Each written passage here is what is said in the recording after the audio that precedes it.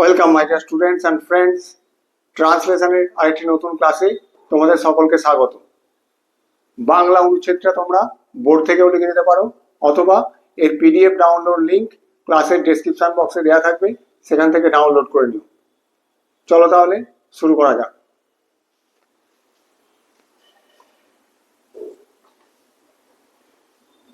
দেখো, প্রথম বাক্যটা কি বলেছে? আমার জন্মের কয়েক বছর পূর্ব হইতে আমার পিতা দেশ ভ্রমণেই নিযুক্ত ছিলেন। প্রথমে আমরা এইটুকু অংশের ট্রান্সলেশন আগে করি। আমার জন্মের কয়েক বছর পূর্ব হইতে, হইতে মানে থেকে। আমরা থেকে তাহলে কি দিয়ে শুরু করব? ফ্রম এ ফিউ ইয়ার্স, আগে বা পূর্বে হচ্ছে আগে। From a few years, prior. আমরা এখানে এগো বা বিফোর ব্যবহার করলাম না, কি ব্যবহার করলাম? প্রায়র টু মানে আগে। From a few years prior to my birth, আমার জন্মের কয়েক বছর আগে থেকে কি আমার পিতা দেশ ভ্রমণেই নিযুক্ত ছিলেন। দেশ ভ্রমণেই, সেটাই তার একমাত্র কাজ ছিল। তাহলে কি হবে? মাই ফাদার ওয়াজ, যেহেতু একমাত্র কাজ ছিল দেশ ভ্রমণ, তাহলে কি লিখতে পারি? ওয়াজ সোললি। সোললি মানে হচ্ছে শুধুমাত্র। ওয়াজ সোললি এনগেজড ইন, কিসে এনগেজ ছিলেন? নিযুক্ত ছিলেন কিসে? নিযুক্ত হচ্ছে engaged in, engaged in travelling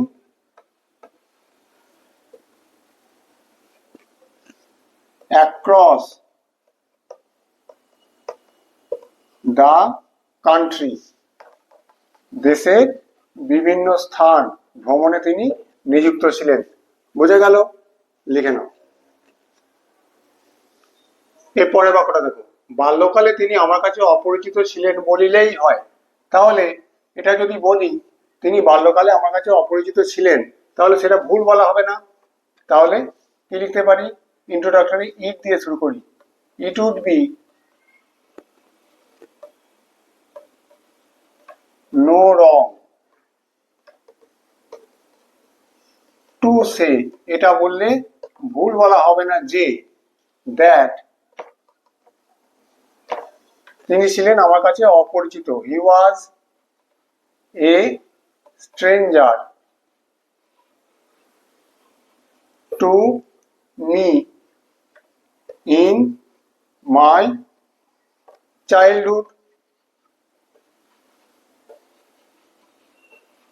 it would be no wrong to say মানে এটা বলা ভুল হবে না যে কি, যে হি ওয়াজ এ স্ট্রেঞ্জার, সে ছিল একজন অপরিচিত বা তিনি ছিলেন একজন অপরিচিত। টু মি আমার কাছে, ইন মাই চাইল্ডহুড আমার বাল্যকালে। বোঝা গেল?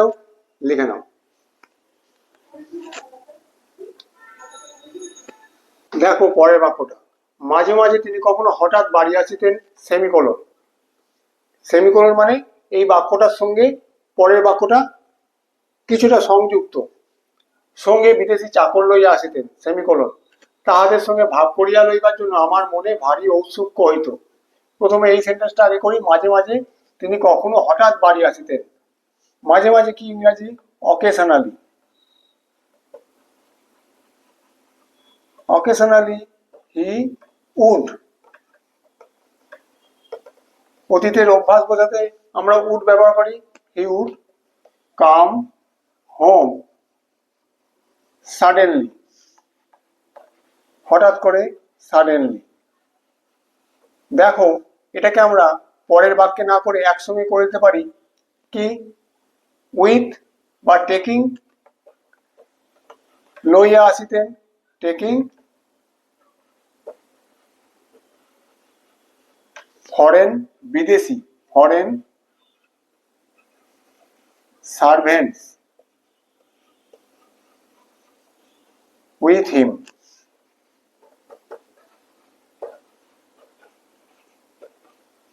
Occasionally he would come home suddenly, taking foreign servants with him. তার সঙ্গে তিনি বিদেশি চাকরদের নিয়ে আসতেন। তারপর দেখো, তাহাদের সঙ্গে ভাব করিয়া লইবার জন্য আমার মনে ভারী ঔৎসুক্য হইত। আই ফেল্ট এ গ্রেট ঔৎসুক্য মানে কৌতূহল, কিউরিওসিটি। কিসের জন্য কিউরিওসিটি ফিল করতাম আমি? তাদের সঙ্গে ভাব করিয়া লইবার জন্য, ভাব করে নেওয়ার জন্য, বন্ধুত্ব করার জন্য। বন্ধুত্ব করা ইংরেজি কি? Befriend. I felt a great curiosity to befriend. কাদের সঙ্গে? উইথ দেম, সেই চাকরদের সঙ্গে, বিদেশি চাকরদের সঙ্গে। বিফ্রেন্ড মানে হচ্ছে বন্ধুত্ব করা বা ভাব করে নেওয়া এখানে। তাহলে কি হলো? Occasionally he would come home suddenly taking foreign servants with him. তিনি মাঝে মাঝে বাড়ি আসতেন আর তার সঙ্গে তিনি বিদেশি চাকরদের নিয়ে আসতেন। I felt a great curiosity to befriend with them. তাদের সঙ্গে বন্ধুত্ব করার জন্য আমার মনে খুব কৌতূহল বা ঔৎসুক্য ছিল, জাগতো। বোঝা গেছে? দেখে নাও। দেখো পরের বাক্যটা কি বলছে। একবার বেনু বলিয়া অল্প বয়স্ক একটি পাঞ্জাবি চাকর তাহার সঙ্গে আসিয়াছিল। একবার কি হবে? ওয়ান্স। ওয়ান্স এ ইয়ং, অল্প বয়স্ক ইয়ং পাঞ্জাবি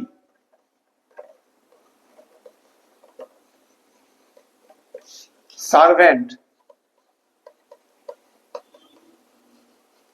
নেমড। নেমড কেন? বেনু বলিয়া, তার নাম কি ছিল? বেনু। তাকে আমরা বেনু বলে ডাকতাম। তাহলে once a young Punjabi servant named, তার নাম কি ছিল? বেনু।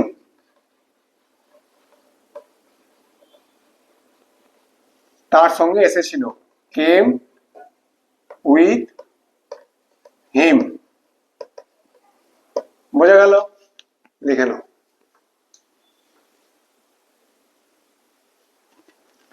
দেখো পরের বাক্যটা কি বলেছে। সে আমাদের কাছে যে সমাদরটা পাইয়াছিল তাহা স্বয়ং রঞ্জিত সিংহের পক্ষেও কম হইত না। রঞ্জিত সিংহ কে ছিলেন? পাঞ্জাব কেশরী বলা হতো। সে আমাদের কাছে যে সমাদরটা পাইয়াছিল, দা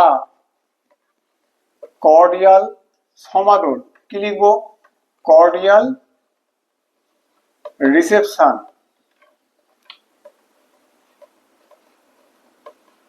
কর্ডিয়াল রিসেপশন অ্যান্ড হসপিটালিটি, আতিথেয়তা।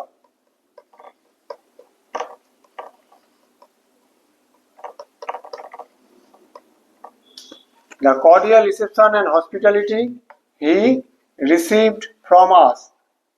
সে আমাদের কাছ থেকে যেটা পেয়েছিল সেটা স্বয়ং রঞ্জিত সিংহকে দিলেও সেটা কম হতো না। would not have been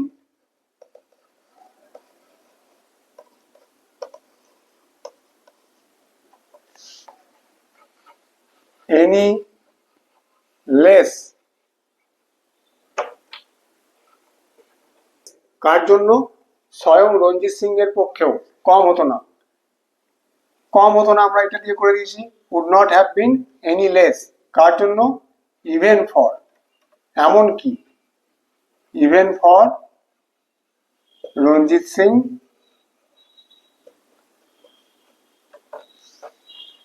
himself।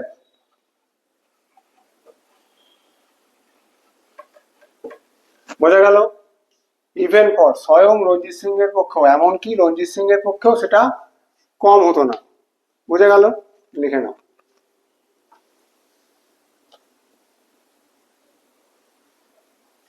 দেখো পরের বাক্যটা কি বলেছে। সে একে বিদেশি তাহাতে পাঞ্জাবি, ইহাতেই সে আমাদের মন হরণ করিয়া লইয়াছিল। সে একে বিদেশি তাহাতে পাঞ্জাবি, এই কথাটা আমরা ডাইরেক্ট ট্রান্সলেশন করতে পারবো না। কিরকম ভাবে লিখবো? A foreigner as well as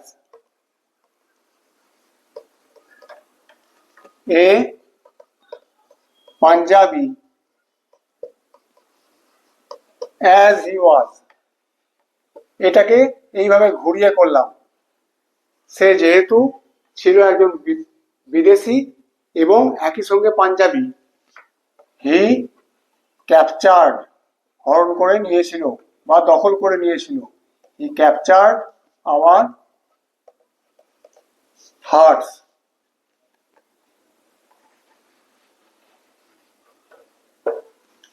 A foreigner as well as a Punjabi as he was, he captured our hearts.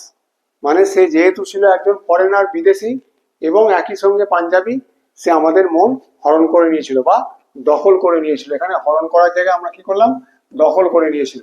ভাবানুবাদ বোঝা গেল, লিখে নাও। আশা করি আজকের ট্রান্সলেশনের ক্লাসটি তোমাদের ভালো লেগেছে। তাহলে আর দেরি না করে চটপট ভিডিওটিকে একটি লাইক করো আর চ্যানেলটিকে সাবস্ক্রাইব করো। Thank you.